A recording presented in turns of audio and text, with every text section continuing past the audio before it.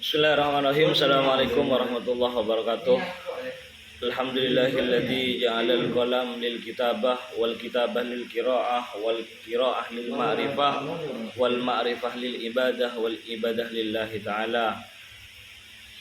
Wassalatu wassalamu ala sayyidil mursalin sayyidina Muhammad ibn Abdullah wa ala alihi wa sahbihi ajma'in. Rabbi yassir wa la tu'assir, rabbi tammim lana bil khair. Yang saya hormati pengasuh Pondok Pesantren Zainul Hasan Genggong, Al-Mukarram wal Mukhtaram Asy-Syaikh Al-Hajj Muhammad Hasan Mutawakkil 'ala Allah, Sarjana Hukum Magister Manajemen, dan yang kami hormati Bapak Rektor Universitas Islam Zainul Hasan Genggong,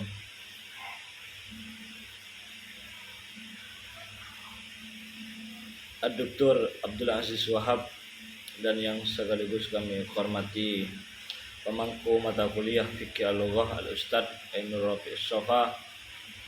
Semoga jenengan semua diparingi sehat walafiat. Amin ya rabbal alamin. Di sini kami akan menjelaskan tentang bahasa Arab Fusha dan Amiyah. Jadi bahasa Arab itu terbagi menjadi dua. Yang pertama itu bahasa Fusha dan bahasa Amiyah.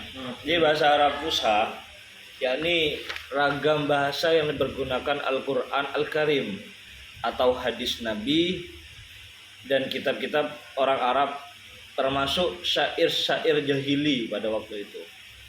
Jadi bahasa Arab Fusha sekarang ini dipergunakan dalam forum-forum resmi seperti seminar, konferensi, khutbah, dan bahasa tulis untuk karya-karya tulis ilmiah.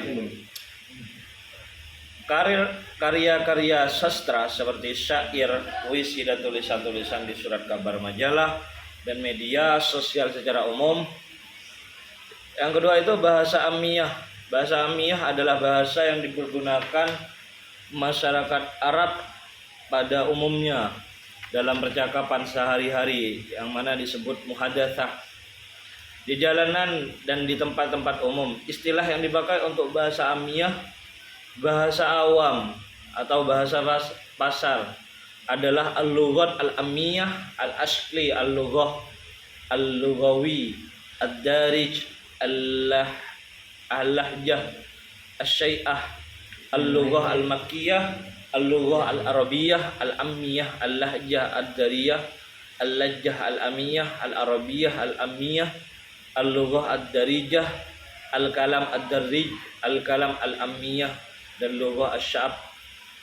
Jadi perbedaan dua bahasa dalam seseorang seperti misalnya seorang Indonesia biasanya berbahasa ibunya sesuai sukunya. Misalnya kalau orang tuanya berbahasa Bugis, maka ia juga bahasanya sama.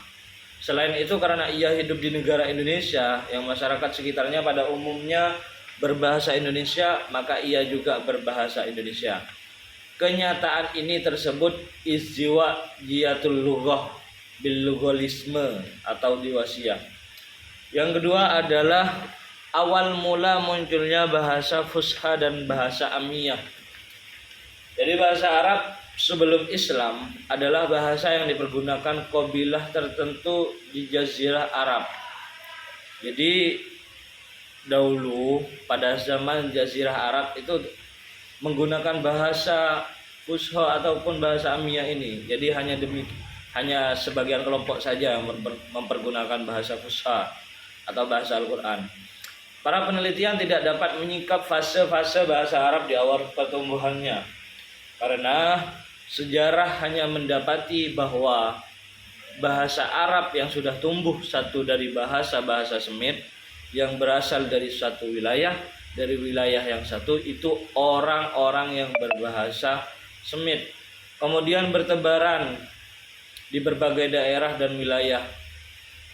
Lama-kelamaan karena perbedaan tempat tinggal, terputuslah hubungan, dan pengaruh perbedaan tempat tinggal, bahasa Semit kemudian berubah menjadi lahjah, dialek yang berbeda. Bahasa-bahasa yang dikelompokkan sebagai rumpun bahasa Semit adalah bahasa Aram, bahasa Kan'an, dan bahasa Arab.